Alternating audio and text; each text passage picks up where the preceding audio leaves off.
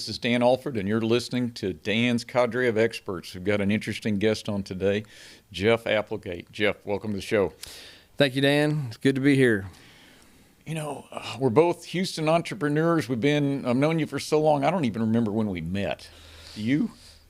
Oh man, it had, I think it had to do with the Greater Houston manufacturers, or early on when we were starting the Gulf Coast medical device, looking at other manufacturers around town and trying to figure out who's doing what in Houston. So tell that story. So it all started out as Greater Houston Medical Device. It was a Gulf Coast medical device manufacturers, and what we saw was, as we were trying to build our business and looking at marketing and what are the industries in Houston. You've got the energy business, right? You've got the medical center, and you got aerospace. Well, there's no volume in aerospace, and in the plastics business, it's injection molding particularly. It's about volume and getting over that tooling cost. So medical and energy were the two natural places, and we went in. I was looking in the medical industry, and we've got one of the largest medical centers in the world. They spent over $2 billion a year in R&D. Yet when you go and say, where are they commercializing all this technology, it was always being developed in Houston, licensed out of the medical center, and then harvested and taken to Boston or to the West Coast. And so we're like, well, how do we bring that in, or why are you doing that? And I remember I was talking to he had a company called Timpani, Wasden, and he said, well, you can't get it done in Houston. There's nobody here. And I was like, that is baloney. We just were not coordinated like they were on the West Coast, where you could go into a Starbucks, and if whatever you needed, everybody knew where each other was, and it was a good network to get things done. So we needed a trade association. We needed an association. They needed to know that they could go to some place and they could get it done, or they could just get into a network of people.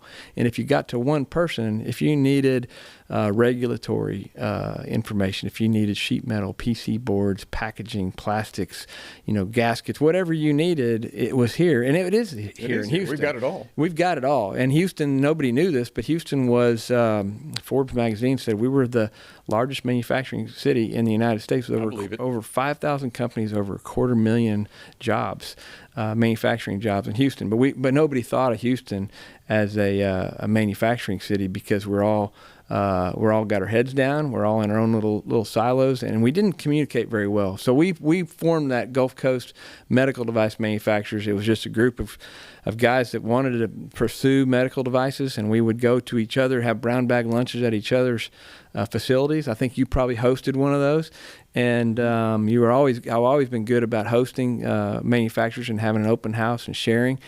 And so we found other like-minded people, and we would go to each other's facilities, met some great people, saw what was being done, and so much business was being done within those lunches, and it was a lot of fun. And we did that, and we worked with Bio Houston and we worked with Rice Alliance, Houston Community College, Greater Houston Partnership, and we kind of tried to pull together, not to say we needed another association to go compete with the other associations. We wanted to be kind of an umbrella to kind of be a place you could get into, and we would, if there was another association, we would, if it was a mechanical engineering association, we would push it to other people. We were promoting other people's events. We had no staff. It was just trying to figure out how to get it done. Yeah.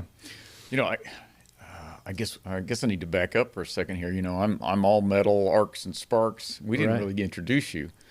You're in the other half of the world.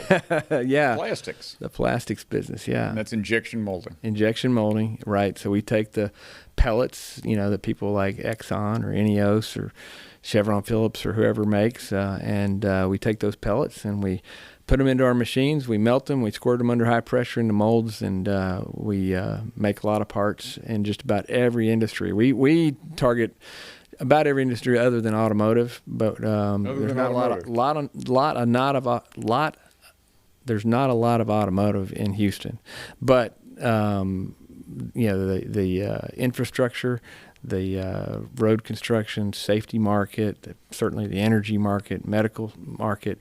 We got one of the largest air conditioning manufacturers in the world right here. So there's a ton of industry. If you look at, we probably, I think we've got in the 25, 30 different industries if you really break them down into their niches. So we make millions of parts, probably 5 to 6 million parts every month, and it's a lot of fun. So, hey, I'm a metals guy, right? And so you use expensive tooling to make cheap parts. Is my view of your world. Yeah, that's a pretty. I hadn't heard that. But that's a pretty good view. Well, we just take pieces, put them together. It's so small quantities don't really affect our being competitive. Right. But in your world, for somebody out there that's considering making an injection die and making a part, when is it justifiable to call you? When you're doing over 5,000 parts is probably when you really look at where you get into the injection molding, and you're doing that on a regular basis. But I'll tell you that the plastic industry, which once was, and I still think it has that reputation that it's so hard to get into. It's capital intensive. You have to have a $50,000 mold to get into it. Right. That's not true. And right now it is advancing so fast. Not only you can take what it used to take an idea to get to market, it used to take a lot of money, a lot of expertise. Now, if you have an idea, you can get a 3D file, you can print your part. Now you have a part you can play with, you can show. Part. And then even on tooling, you can do tools where you can print the inserts. So you can make the core and cavity. There's simple tools making cores and cavities. You can print those and make a limited production run. Metallic cores and cavities? You can do printing metallic cores and cavities. Yeah, we're doing some of that, not for your industry. I'm intrigued though. Yeah, and they're plus or minus thousands in H13. Tool steel. So it's pretty impressive. And so we're not in that low volume. Typically we're doing mature products that have been out for a long time, or they're companies that have established distribution channels. So if they're going to bring out a new product, they're going to run in the tens of hundreds of thousands of parts pretty quickly. We tend to not focus on a lot of the entrepreneurs. They just suck a ton of time from us, and as much as we always have one or two that because they pull your heartstrings and you want to see them, help them. Oh yeah, people helped you and I out when we got absolutely. into business. So we help a lot of folks out, but the reality is it's very difficult to make any money on them. It's fun though. It's fun to help. Well, I think help some of those turn into real jobs. Absolutely. Yeah, they do. I know when I started business, I must have been a sad case because I've had people gave me an air compressor, a fax machine, a plasma cutter. There's many people helped me starting out, and I've been doing this since '90. How long have you been at it now? Well, in the plastics business, I was in the printing business for the first 13 years, printing and metal, signage business, metal and lighting. So we did retail identity products, but really got truly into the plastics about the early 2000s when I started getting into first printing film inserts to go into molds and working with molders, and then leading a turnaround. Started in 2013 with a small 70-year-old plastic company here in Houston, and then did that for 10 years, and then things didn't work out as well as I'd hoped to lead that company going forward. So I had it became a time for me to go off and do it on my own, and that was a difficult decision, but I did, and never looked back. Never looked back. It was not the way you planned it. Sometimes remember going home to my wife and saying it's time to go to Plan B. And May 9th, 2013, and so we need to go to Plan B. And so I, not what I wanted to do, but it went and looked on the internet, find a good name for a company that would suit what we wanted to do, and be. So we picked Texas Injection Molding was available, and so I said I'm gonna take that name. It was registered with the state, and was able to get some SBA money together and. Put everything I had plus my all the money I'd saved for my kid's college education when he was a senior in high school. Ouch. And founded Texas Injection Molding, bought a small molding company, had no processes, no procedures, no tool shop, really no work orders. For day one, I walk in with myself and office manager, 22 employees. no heat in the building. It was freezing. It was December 18th when I started. It was 2013. If you look, it was cold. It was a cold winter. We had no heat, so we'd been wearing our coats all day long, and employees had one bathroom that the men and women shared, and no air conditioning. And living the dream. The probably bottom 6 inches of it was rotted off, and so anyway, we went about building a business. And you're mentioning people help you, and I guess I'd known so many people in Houston that everybody was really helpful. And there's a positive attitude here in Houston. Absolutely, you can get anything done. And we I had a friend at Flextronics, and they were moving their facilities to Austin, and they offered to sell us all their equipment and material. They had some molding, and I ended up buying all of their tool shop and their molding materials. Was able to flip the molding materials and pay for everything. So we got an air compressor, we got a molding machine, we got mills and lathes and tables and workbenches, and kind of put us into the tool shop, and we're off to the races. We were off the races. So it was had a lot of people helping us. I had a vendor come in and just said, day one, you just hope you can get credit.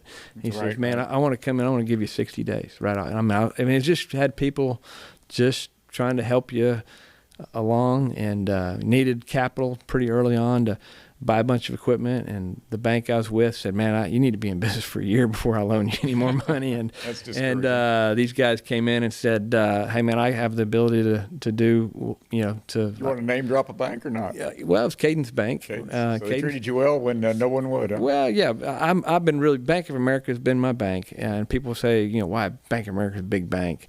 Yeah, but they're people, and they've been great. I wouldn't be here without Bank of America, so I got to give a commercial to Bank of America. Okay. But and Bank of America, understandably, they'd put a lot out for me, bought the building, bought the business.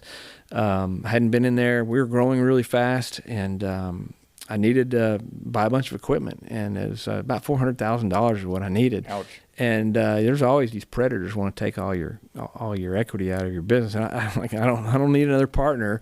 But Cadence came in and because we'd gone through the credit, when I was looking at buying the business, they gave me the equipment loan, and it was really almost 24 hours. I was able to had a line of credit to go buy whatever I needed to buy, and then friends in the industry, that you call, you have where to call, and you find out they've got a machine, and it's there's a machine that's been running it was in Kansas. It's been running. We're pulling it out on Friday, and we're replacing it with a bigger machine. There's somebody coming to look at it this weekend, but if you'll give me, a deposit on it, you can have it. So we sent them a deposit. They pulled it out on Friday, put it on a truck on Monday, and I think by the following Friday, it was in the shop running and making parts. So it was a wild ride, a lot of fun. When you take that leap, and it's you have no idea what you're walking into. But well, I'm in the same boat, and the way I started was I was forced into it also. I didn't like the ethics of the people I was working with, and so you're complicit if you stay. And so I left and started this one up full time. But I didn't really have much of a business plan. I guess the difference between you and I is I started it and I did it organically. I tried not to borrow any money. Yeah. And there's a lot to be said for that approach, although it's slower. It is. There's no way I didn't have any, organically just to get started. I had options. I had other friends that were willing to, loan me money, but I was like, well, I'm just going to go work for somebody else, and so even if I would have been a part owner, I wanted to do the whole deal, and no bank would loan you money for a greenfield startup, so you had to buy an ongoing entity, and so you had to have that initial investment then. I had to have that initial investment, but we've since we started that, we've grown 10x in 10 years. And we'll be celebrating next year. Will be end of 2023. Will be 10 years, so we're coming up on our 10th year. Started with 22 employees, and I think we got 180 employees today. We had a big Thanksgiving lunch today, which was fun to see everybody, and it's a lot of mouths to feed. Mm-hmm. But it's good. And there's no greater joy to walk out there and to see the people working, see the products we're making, and it's really overwhelming. It's humbling. You just walk out and you just see all the jobs, all the products. It's just amazing.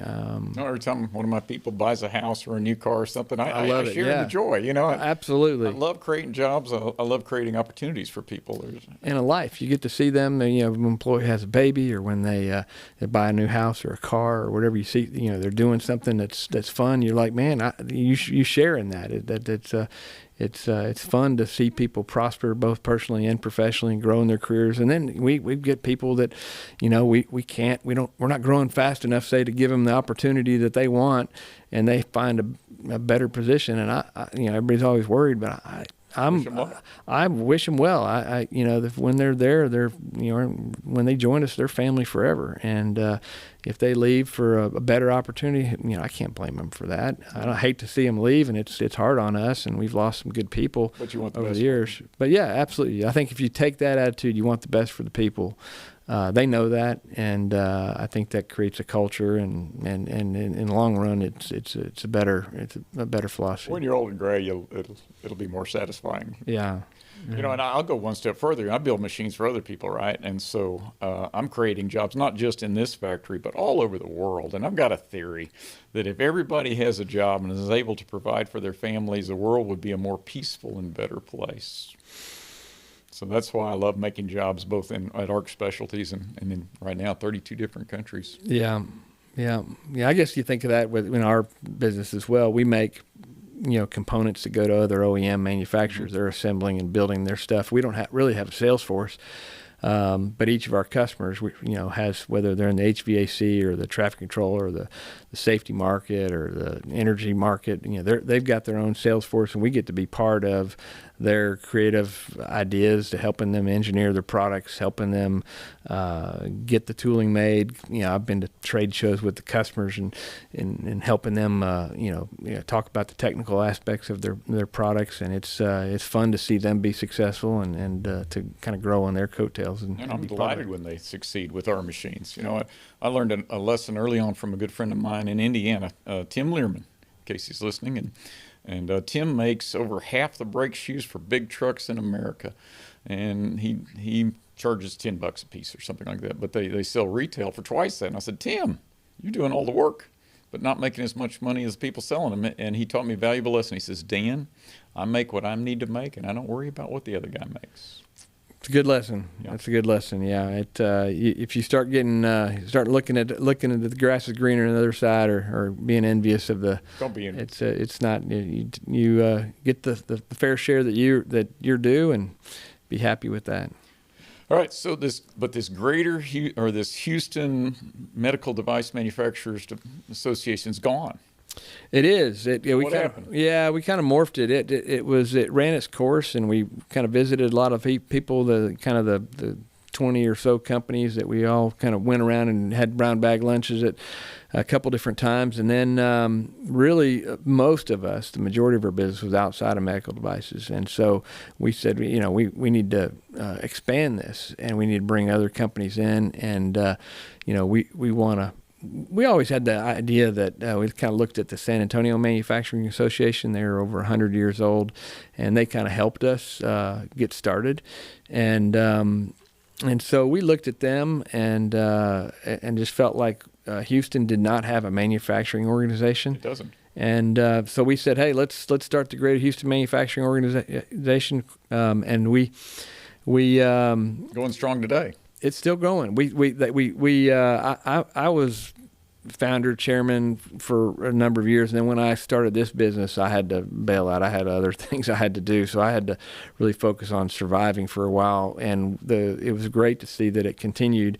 And they had a few presidents after, and then they were continuing to do golf tournaments and continuing to do open houses and having educational seminars. And then COVID hit. And a lot of, really tough on the nonprofits and the kind of the organizations that depended on getting people together. Right. And, it did struggle with every other organization. Fortunately, we didn't have any overhead costs. So it's post-COVID kind of spun it back up. I think they were one of the early ones having in-person meetings again. Yeah, having some. I believe you had one here. Yeah, we did. Had one here, and I think a golf tournament's coming up, and they did a skeet shooting deal. So they're still doing some good things, and I think Houston needs a strong manufacturing organization. I think that Houston is such a good business community to have people that work together, share each other. I think we're all in this together. I say we like to hunt in a pack. Mm-hmm. We're all chasing the same business, and you might be chasing the metal work, and I'm chasing the plastics, and somebody else chasing the boards, but we get together and we can do well together. So it's good.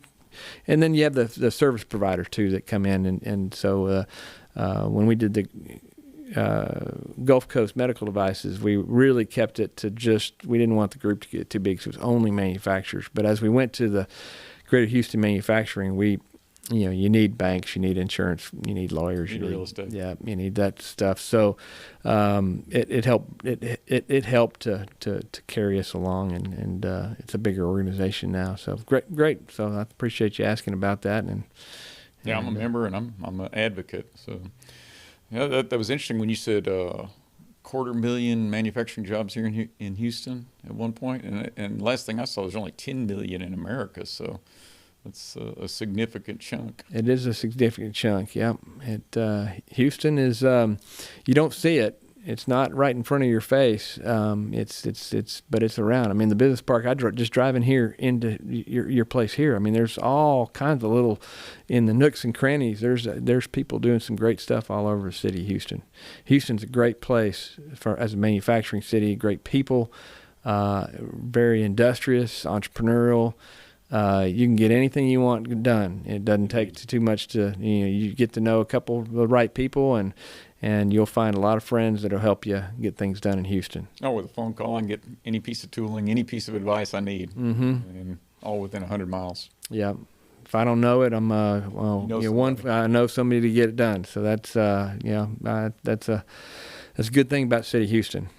Okay, so you told me something a while back. You said you were always entrepreneurial, but you weren't an entrepreneur until there was an urgent need. Yeah. So that's kind of an interesting thing. I'm the same way. I was happy to work for other people, but I had a role model. My father had his own business. Mm-hmm. And so I watched my dad do it. And so, if Dad can do it, I can do it. And so he was my role model. So when the time came, I wasn't hesitant, and I made the jump. Mm-hmm.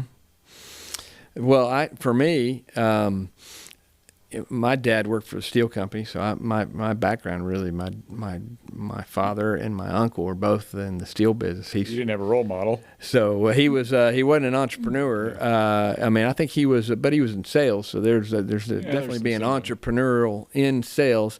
And as a kid, all my friends, they were working at the grocery store. I did, or sacking groceries or working as a lifeguard. Well, I was mowing lawns, painting fences. That was me. And I would, in half the amount of time or a third of the amount of time, I worked my own schedule, and I made twice as much money. And so I started that when I was, in high school. I studied finance and entrepreneurial management at Baylor, and in Waco, Texas, and it was a great as a major. When you go into class, you start a business. And in my senior year, we started a business that anything that would provide learning, leadership, or initiative, you could turn it in for points. Whoever got the most points got the A's. I see. And I went in the first day. They said, "Okay, you're going to form a company. Y'all are half of your grade is on individual points, half of it is on a company. So I'm going to leave the room. You guys form a company. You can do anything you want, product, service, whatever." So he walks out the door. There was a group of us get together, and somehow I was the president of this group of 9 students. And so he wanted to meet whoever got elected as the president to meet them the next day. So I went up to his office, and he said, "All right, there's 3 of us." He said, "Y'all have A's." He goes, "So I want you to, whatever your product service is going to do, you guys go do that. And then I want you to come back and meet me once a week. And and tell me what you did, and I'll give you points, and you can give those points out to your students, and then you're going to end up influencing half of their grade." So we started a company doing consulting for small businesses, and we charged by the hour, and we did we got a lot of our work through the SBA, that where people would ask the SBA for help, and they would turn them over to us. We knew nothing, but we figured we got all these smart professors around here, so we did site location analysis and we did marketing analysis. Where do you spend your money? And we actually made money, and it would be fun to go to class, and I would hand out, cash in class I'd made the decision in class, said regardless of who does the work, I'm going to split the money equally. But anyway, that was my major, but my whole career I was in sales, management, general management, very entrepreneurial, thought of myself as an entrepreneur. Mm-hmm. But until you risk everything, including your savings for your kids' college education. And went to college, right? He did go to college, and so there's a happy ending here. There's a happy ending, but it actually I got one. I just wrote the last check for my third one yesterday. Off the payroll. So not off the payroll yet, but the last tuition for the spring semester is coming up. So, but yeah, when you risk everything and you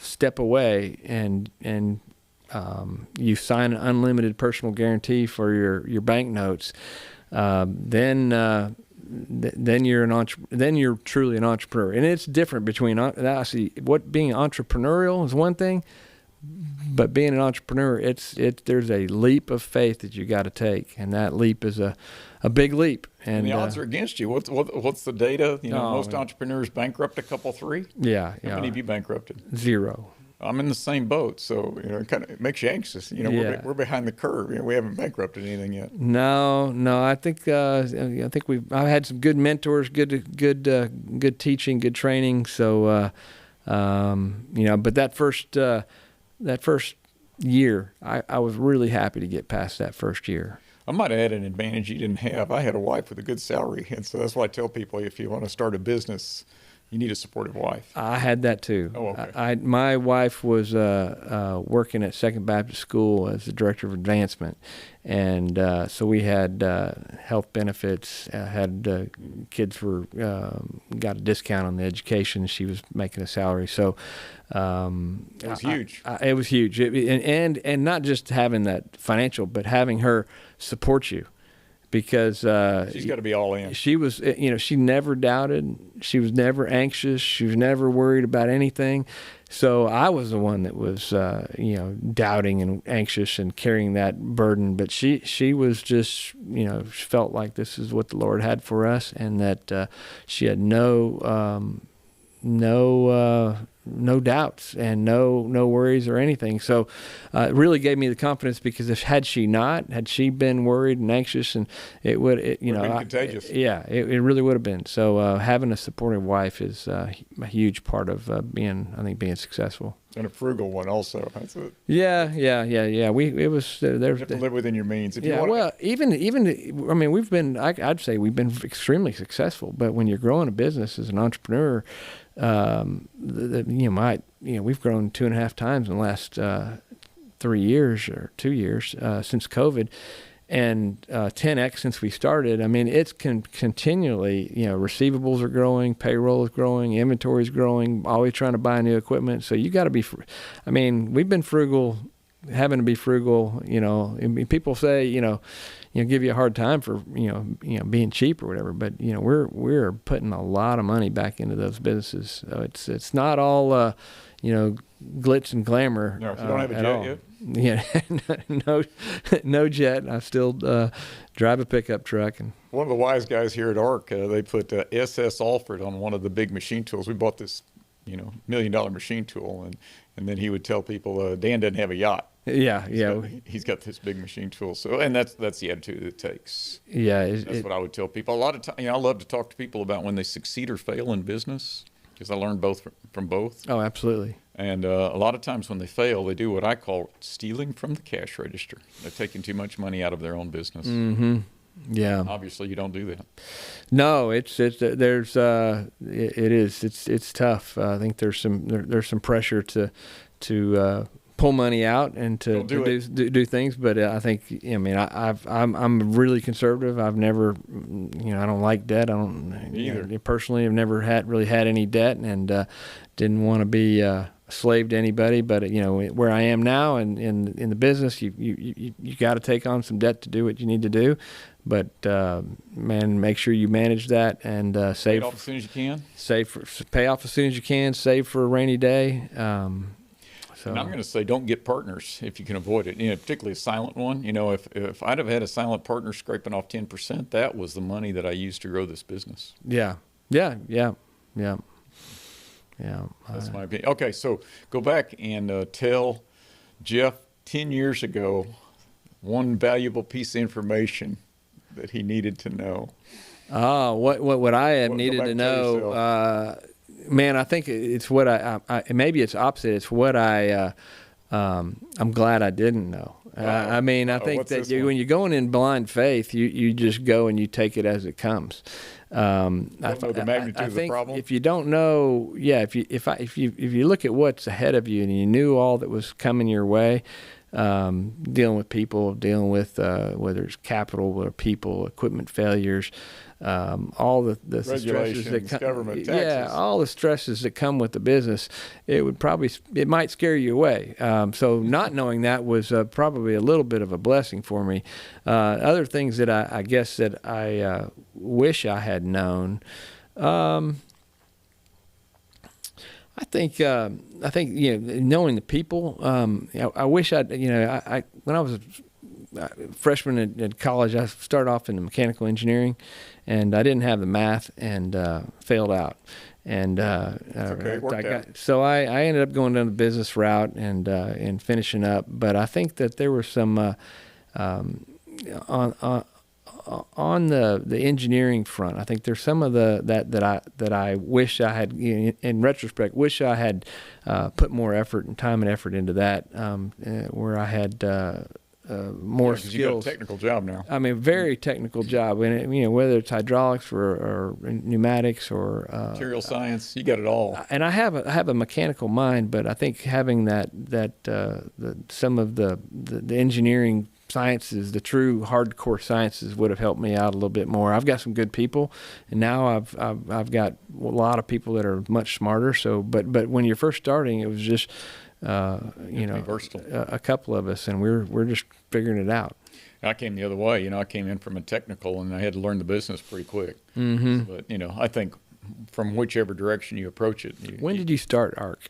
Started in part-time in '83.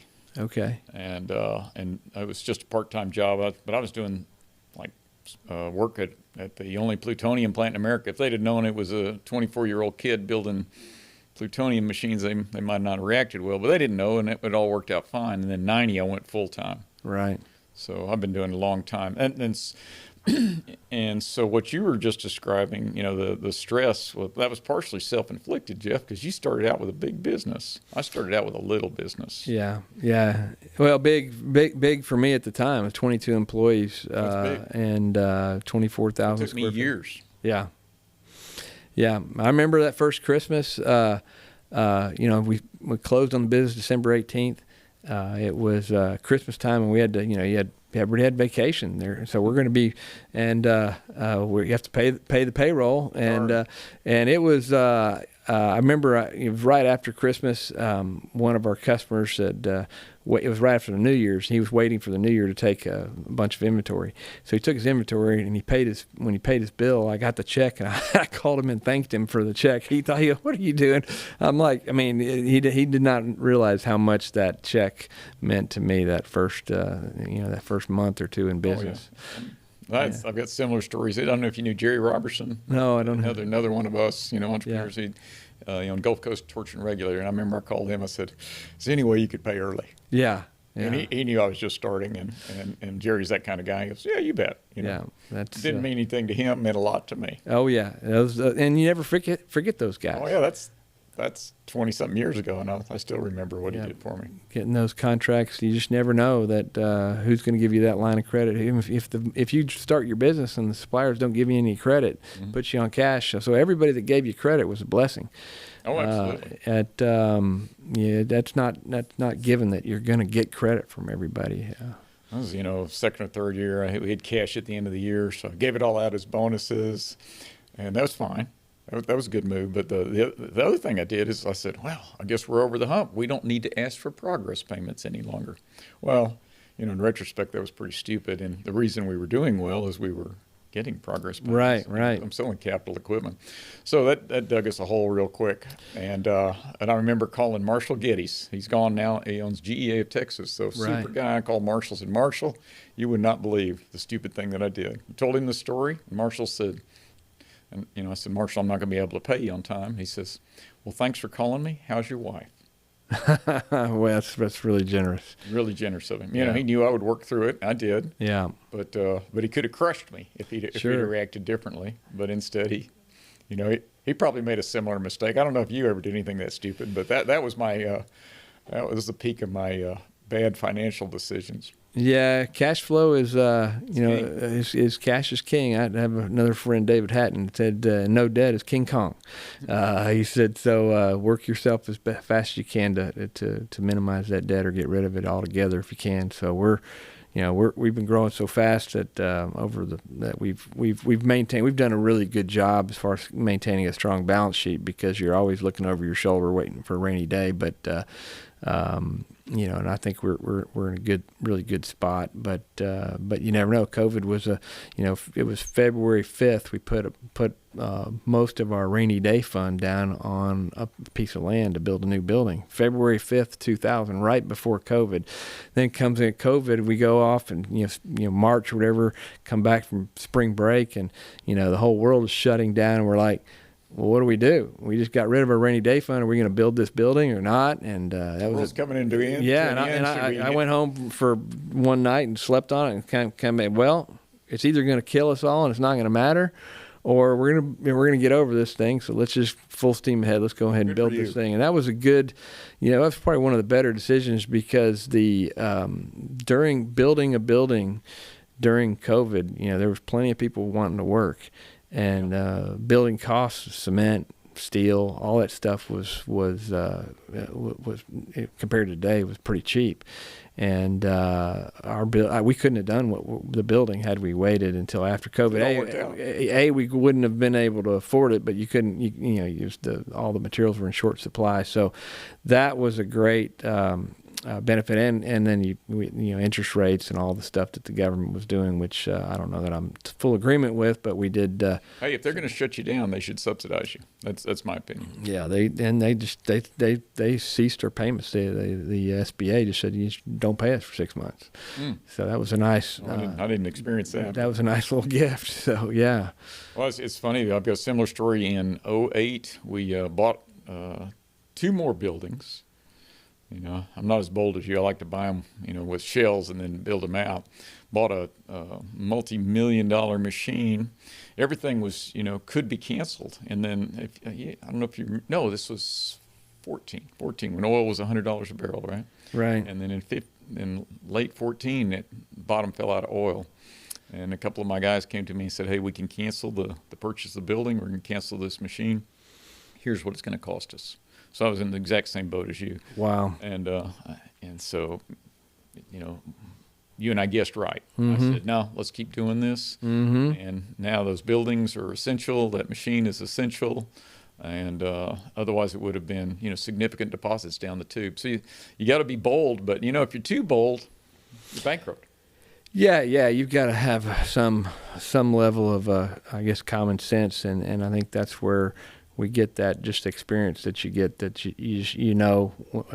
what's a real deal, what's not a real deal, how much to go, or when to pull back, and so much of that is what as a I don't know, haven't had the chief financial officers in our business, so I end up looking at that decision every time as saying, do I there's no black and white as to whether you pay cash for this, you use debt, and but you've got to be really careful because you can get in trouble. And but it's I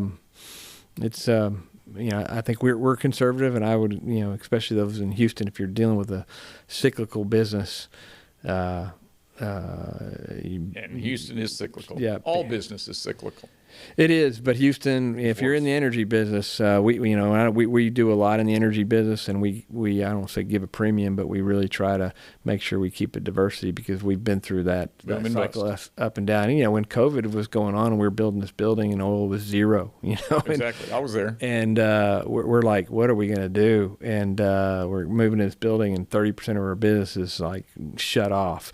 And so we were very aggressive and went after the pet market. Fortunately, we can go after just about any market in the plastics business. So we were very aggressive going after pet and medical, and was able to secure a few products. And that helped us a lot, because when we had those going in, and then oil came back, and that really put some wind in our sails. So it's we're as much as we complain about high gas prices, for the city of Houston, it's a blessing for a lot of people. And being a plastics guy in the center of the petroleum town, is that advantageous? So your feedstock comes from right around here, or is that? A lot of it does. I think that we have an advantage of buying direct from the chemical companies. Most people are buying, our size being a smaller company, they're going to buy through distribution. But we're able to buy through relationships we have. We can buy direct from the chemical plants right here on the coast. So that helps us in the commodities, the polyethylene, polypropylene. The engineered materials we're still in they're coming out of Georgia. Nylons come out of Georgia, and so we're buying those through distribution, and so that doesn't give us that much advantage. But it is. I think being in Houston is it's a good place from a labor market, a good place from a real estate market. Got good colleges, got a good labor force. Yeah, it's got a business friendly government, largely. Yeah, and it's a good place to do business. How do you feel about property taxes? Oh man, well, what I hear is coming. Likely that's. I'm not a big fan of the property taxes are. That's the one thing that's negative for a business in this area. It is. I don't want to get in trouble, because I don't know who's listening to this, but we could have moved anywhere when we built this building, and I chose to do in Harris County in the city of Houston. It was really difficult to build with the city of Houston, getting permits. So they're largely business friendly, not entirely. Yeah, they're not entirely business friendly. It's hard to get permits, hard to get things done. And the taxes. Another reason to buy shells, by the way. Yeah, and the Harris County taxes are. Now we're in Pasadena, school taxes, and those are they're. I think it's my third or fourth largest expense. Yeah, it's absolutely in that same range for me. You just have to remember there's no income tax, so that's the offset. Yeah. I think that's what we're supposed to. Yeah, I guess that's what we're supposed to think, but I don't know. I don't. The taxes are. It's just part of it. Where we hopefully we have good schools, and we have good roads and bridges, and got good infrastructure for our money. Well, hopefully maybe we inspired somebody today. You and I live in proof that you can still do this in America. Yeah. You can create your own dream, and you don't have to go bankrupt multiple times beforehand. So, yeah, I would hope I think that it took me a long time. I was How old were you? When I started this, I guess I'd be about 10 years younger than I am now, right. so about 46. Yeah. So I was 25. So. Yeah, I would. I've got a young son that's 25 right now, and he's doing a little side hustle. Started a business making pickleball rackets, and running in the genes. Yeah, I would encourage folks that they think there's never a good time to start a business. Mm-hmm. You always got your kids are on the way. I don't have enough experience. I don't have this. I don't have that. I think if you work hard, you believe in yourself, you got good advisors. Don't steal from the cash register. Don't steal from the cash register. Man, you can make it. You may be tight, but if you put your head down, you work hard. I'd say if a zillion hamburger stands, if you make a good hamburger at a fair price and good quality, people will come. There's always room, and you just make good common sense decisions. Don't get too greedy. Work hard, and I'd say start early. You got an idea? I mean, I've got many young friends in their 30s that I see they're starting their businesses and they're taking that leap, and I'm just so proud of them and encouraging for them to see them to succeed in this. And it's hard. It's and they're not all going to be successful, but they're going to learn a ton. And I don't think they have, I've not talked to one of them that had any regrets. Right. And not all. And I can think of a couple off the top of my head that have not worked out. But if I were to ask them, I can tell you for sure they would say I have no regrets for going out and trying. So I would encourage those that are listening, if you're a entrepreneur or you're thinking about it, there's no better time than the present. And you and I are also big advocates for professional societies, and that's a good way to meet the right people, similarly minded people. So whether it's Greater Houston Manufacturers Association, right, or I'm involved in the American Welding Society, Society of Manufacturing Engineers, these are all great places to meet people who are both mentors, customers, and associates. I like to say the time to make a friend is before you need them. Indeed. And when you're involved in the and you put some time in, you're going to get whatever you put in, you're going to get out many-fold, many times more. Been involved with the Rotary Manufacturing Association. You're part of the Greater Houston Partnership, right? I've been involved with Greater Houston Partnership, our Manufacturing Association of Plastic Professionals, the Society of Plastics Engineers. I mean, there's lots of groups that you do, and we don't see enough kids at these meetings.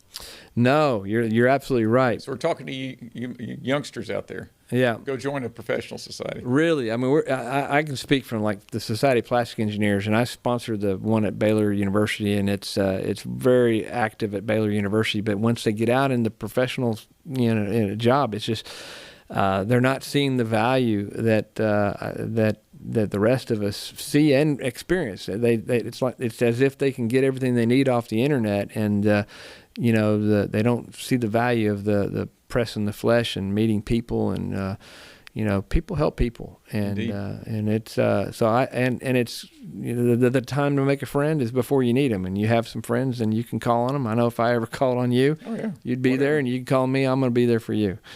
Absolutely, but I think it's an advantage to these youngsters. So that's my pitch. Yeah, I'm in agreement. All right, we worn you out. What else did you want to? Oh man, I don't know. I don't know what the agenda has been here, but I'm just enjoyed visiting with you, sharing. Little entrepreneurism, little Houston business, and optimism.